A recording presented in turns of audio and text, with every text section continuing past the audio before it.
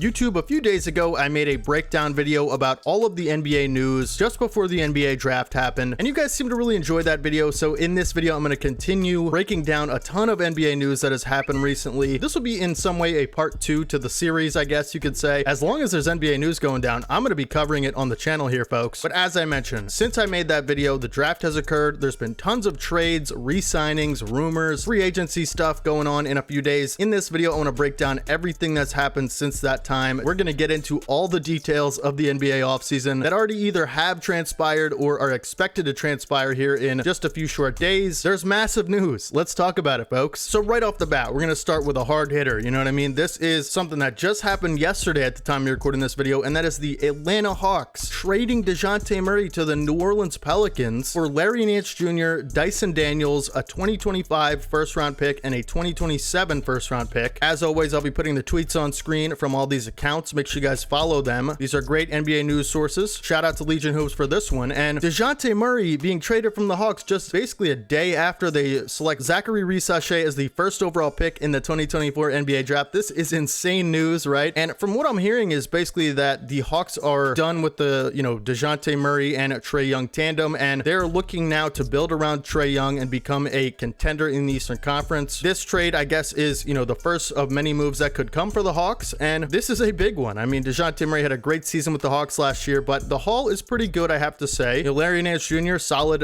backup big man. We'll have to see what happens there, as the Hawks already have a pretty solid front court situation going. Dyson Daniels, another wing defender like Zachary Risachet. This guy is pretty talented. I mean, he's got a lot of, on-ball playmaking chops already as a young player in this league. As I mentioned before, is a great young defender in my personal opinion, has a lot of size, and honestly could be looked at as a backup point guard for this team. He has that point forward type of skill set to him. So this is a crazy trade from the Hawks here. The Pelicans get a lot better. You know what I mean? There's been lots of speculation on Brandon Ingram, whether or not he'll be able to re-sign an extension, a long-term extension with the New Orleans Pelicans. And imagine, the core of Dejounte Murray, CJ McCollum, Zion Williamson, and guys like Herb Jones, Trey Murphy. So that's going to be a really good, solid core for the Pelicans moving forward. There's still a lot of questions up in the air about Brandon Ingram, Jonas Valanciunas, their future with the New Orleans Pelicans. We'll have to see how that turns out. Another giant piece of news, this comes from the Woj Twitter account, and that is, with the Mikal Bridges trade that I made a video about a few days ago, I was questioning whether or not the New York Knicks would even re-sign OG Anunoby, because you could look at it as a potential replacement for OG Anunoby, Mikal Bridges. But Woj drops a bomb on Twitter here, as only Woj can, and says, free agent forward OG Anunoby intends to sign a 5-year, $212.5 million contract to return to the New York Knicks. Sources tell ESPN deal will include a player option and a trade kicker. This is crazy news, right? So now not only do the New York Knicks acquire Mikal Bridges to be a two-way monster on the wing, they re-sign and retain OG Anunoby to do the very same thing. And this is,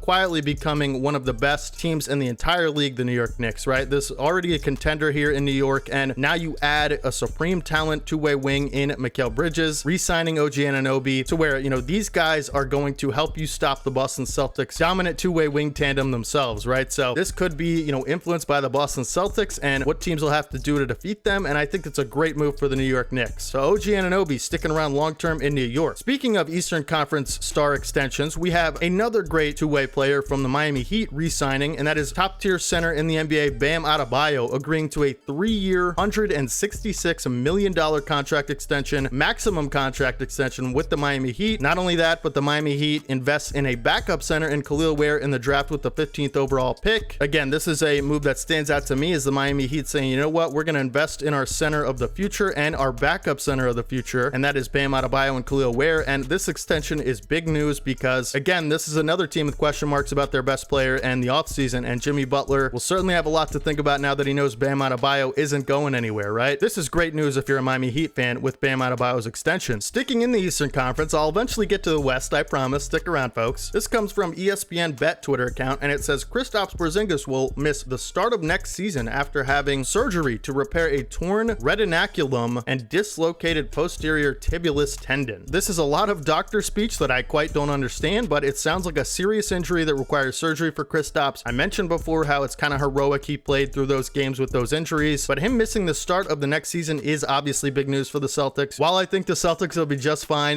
this is something worth covering in this video, in my opinion. Get well soon, Kristaps. This next deal that I'm about about to mention happened before the draft, and that is from the Woj Twitter account. It reads, another massive deal. Brooklyn has a deal with Houston to return the Nets 2026 first round pick for a 2027 Phoenix Suns first round pick, sources tell ESPN. Rockets also acquire 2025 right to swap Houston OKC first for 2025 Suns first round pick. More details coming on the pick deal. This is an interesting situation. It's basically two teams that had each other's picks and they're agreeing to kind of give them back for, a different price. I think this is a massive deal for both teams, obviously, as, a lot of these future picks are being traded back and forth here. From what I understand, I'm not a very educated man. Again, this is a lot of insider information speak. I'm not an English major, but what I gather from this is that the Rockets are acquiring, their picks back from the Nets and giving the Nets their picks back from the James Harden trade. And then, the Rockets are also getting additional picks in return for sending Brooklyn's pick back to them because it is clearly going to be a better pick in my opinion. So interesting trade there for the Rockets. We'll have to see how that all turns out, but definitely something to note for this video. One of the more underrated trades that I think happened, and this was about, maybe 10-15 minutes before the draft took place, right? The Blazers and the Wizards made a, monumental trade in my opinion. And again, another Woj bomb here, but the Washington Wizards are trading forward Denny Avdia to the Portland Trailblazers from Malcolm Brogdon and the 14th pick tonight and 2029 pick, sources tell ESPN. Woj later clarifies about this tweet. Blazers are sending the second most favorable of the 2029 first round picks and 2 second round picks in the deal for Avdia. So this is a big trade for both teams. I think the Wizards come out on top in this trade, getting a lot of value for Denny Avdia. I think Denny Avdia is a really solid, underrated player. He's a guy that can play make and defend at a high level, at a good size for a forward, right? He can handle the basketball, like I said, create for others. He can score a little bit too, and like I said, his defense is pretty impressive. So I don't know why exactly the Trailblazers are trying to acquire him right now when they're clearly in some kind of a rebuild situation here. Blazers made some head-scratching moves on draft night, that's for sure, but the Wizards, clearly Avdia might not have been in their long-term plans. They get a massive haul for him, including a few draft picks and Malcolm Brogdon out of it, who I would imagine will be on the move in the future. So that's a name to pay attention to as the offseason progresses. Another massive move for an Eastern Conference team. There's a lot of Eastern Conference stuff going on here, and that comes from the Brooklyn Nets. Woj tweets out, Nick Claxton intends to sign a 4-year, $100 million contract to return to the Brooklyn Nets, sources tell ESPN. And this is a great move for Brooklyn. They're clearly entering a rebuild here. We've heard a lot about guys like Cam Johnson and players that could be on the move, Dorian Finney-Smith, right? Dennis Schroeder from the Nets, that don't fit the plans of a long-term rebuild here, and retaining the future center of your organization is a big deal. You know what I mean? This was a situation going into the offseason. I figured the Nets would either have to trade a lot of these guys and enter a long-term rebuild if they're going to retain Nick Claxton, who, like I said, is definitely deserving of that contract. He is a defensive menace at the 5 position, really great rim protector, and I love the move for Brooklyn. Now we're moving to the West, folks. Don't get too upset if you're a Western Conference fan, and this comes from the Houston Rockets. Rockets making all kinds of news lately, and this is a really weird situation that I've been following, and Woj tweets out, as intrigued as the Rockets have been about Durant, they're determined to use the Suns picks to be aggressive on deals elsewhere now. Phoenix has made it clear that they want to run it back with this group, and Houston is seeking a major upgrade now. So basically, this is the result of a lot of news that have broke on Twitter throughout the last few weeks, and that is the Houston Rockets really trying to trade for Kevin Durant from the Phoenix Suns, and the Suns are like, listen, we're not trading Kevin Durant, and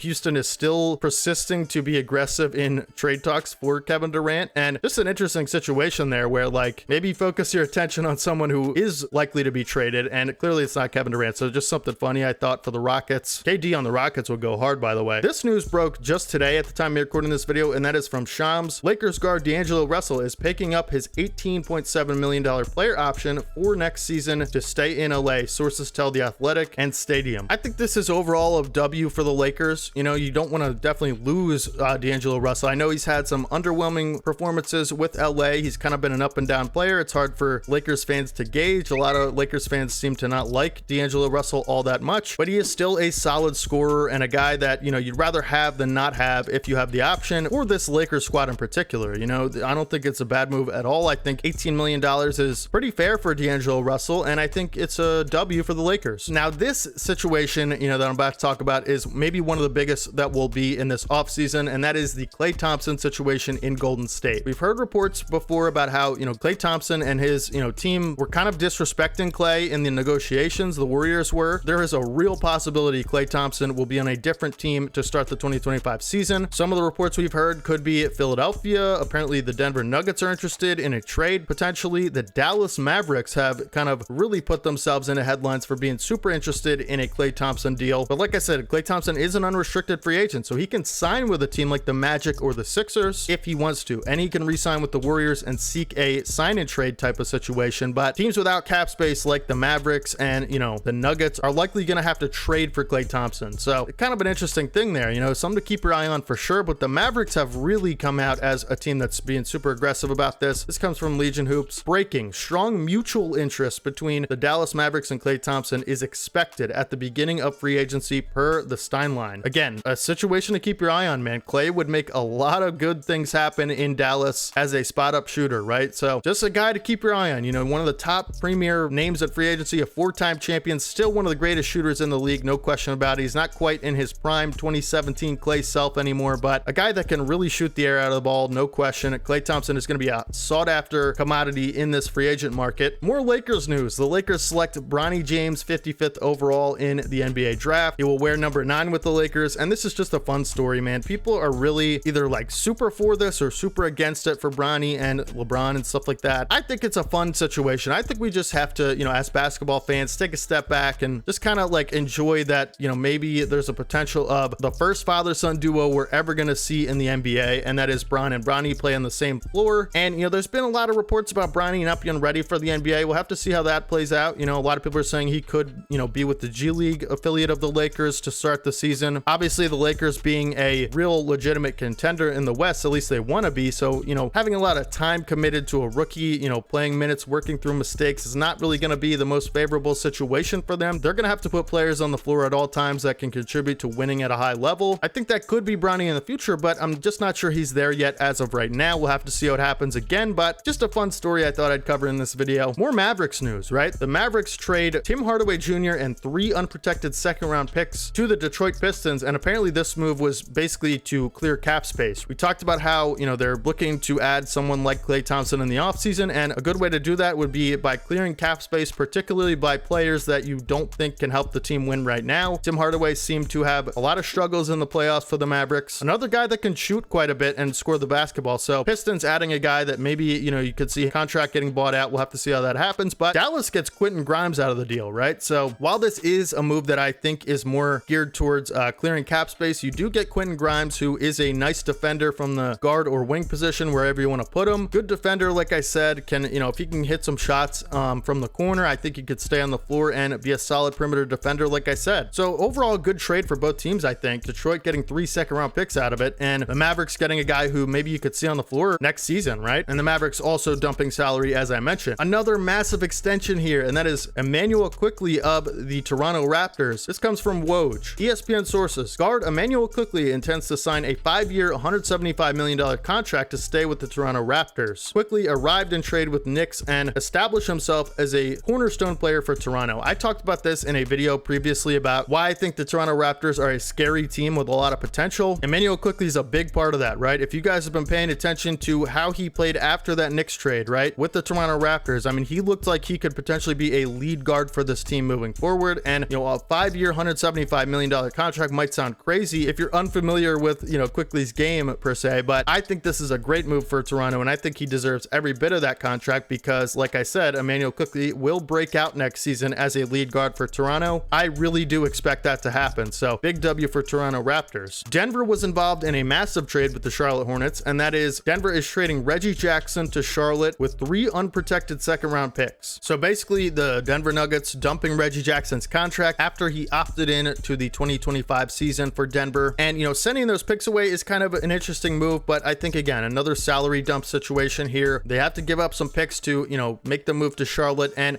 Reggie Jackson, a guy that I think still, you know, could be a third-string point guard and a really good one in this league. We saw him play a lot of minutes last year as the Denver Nuggets point guard, but maybe looking to upgrade from that backup point guard position from Reggie Jackson and clearing some cap space to do it is a good move, I think, for Denver. I would expect Reggie Jackson to be released or, you know, maybe bought out by the Charlotte Hornets because, again, another guy that doesn't really fit their situation there, but, you know, they get a couple picks out of it, so a good deal for both teams, I think. Another move for Denver is that, you know, Shams tweeted this like like yesterday, I think, and it says Denver and star Jamal Murray are working toward a 4-year, $209 million maximum contract extension this offseason. Sources tell The Athletic. Nuggets will present the deal to Murray, a 2023 NBA champion and one of the best clutch players, and sides expect agreement. This is obviously a W for Denver. You know, this is a guy that you pair with Jokic for the future, and this is a team that you want to keep together in terms of their core, right? That includes Jokic, that includes Murray primarily. So having both of those guys locked down, I think, is a W for Denver. Obviously, you know, clearing some cap space. We'll have to see what happens with the KCP situation. I expect him to walk in free agency, as Denver might not want to pay him a long-term, you know, big contract. So have to see what happens there, like I said, but two pretty interesting moves for Denver. That's gonna have to wrap up all the news for today's video, man. Make sure you guys subscribe to the channel if you guys don't want to miss future installments of this series. I love the NBA. I love making videos on it, so I definitely want to, you know, share it with you guys, right? So make sure you guys subscribe to the channel if you guys did enjoy it. We upload NBA content just like this every day on the channel. Every day, all things NBA on the DHave channel, and I don't want you guys to miss future videos. Like I said, this will be a series moving forward. Next time, there's a bunch of stuff I can compile together about NBA news. I'm sure there's stuff happening right now as I'm, you know, recording this, but probably in a few days or so. I mean, free agency is just around the corner, so no doubt the first couple days of free agency, I'm going to be making a video just like this. This will be the part 2 installment of this series, and hopefully you guys do enjoy it. If you did, make sure you guys drop a like, subscribe to the channel. Don't want you to miss any more content, and I'll catch you guys in the next one. Stay tuned for more news updates. Hopefully you guys have a fantastic rest of your day today, and this is your boy D-Have, and as always, peace.